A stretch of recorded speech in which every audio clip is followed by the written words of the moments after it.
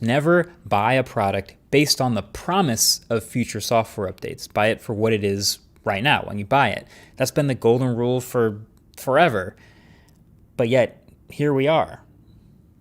Times have changed. This has been a common trend alongside AI, and you think Apple might be immune to it, but they're not. They're a public company, and just like lots of other public companies, they've sort of caved to this pressure that they have to appear like an AI first, AI forward company, like a leader in AI. So they have presented a ton of AI stuff that they're working on. And they've done the song and dance of like, hey, we are AI first, and the phone's built from the ground up for AI. It's our whole theme this year. But the fact of the matter is, it's not good yet.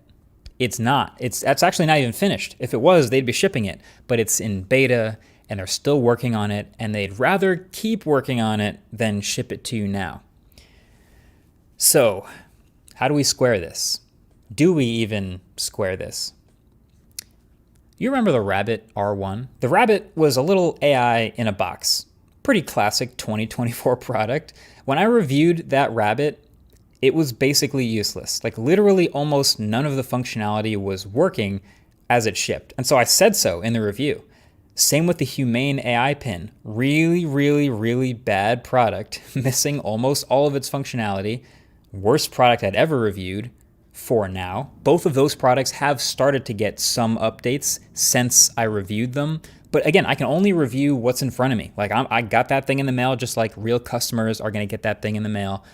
And now it feels like the new iPhone is suddenly in the same boat. So I guess the difference between the Rabbit and the Humane pin and the iPhone is, well, one, the iPhone is a fine standalone product even without the promised stuff, and it's buyable and usable, where the other two, not so much.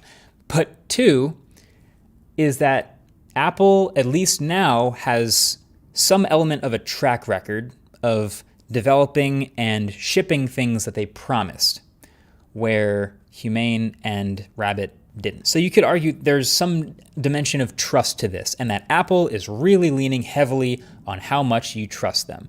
Because to be honest, to me, it's really bold to be shipping the product like this without any of these big things that you're promising. Like, they must really believe in themselves to eventually ship this stuff so that people aren't mad.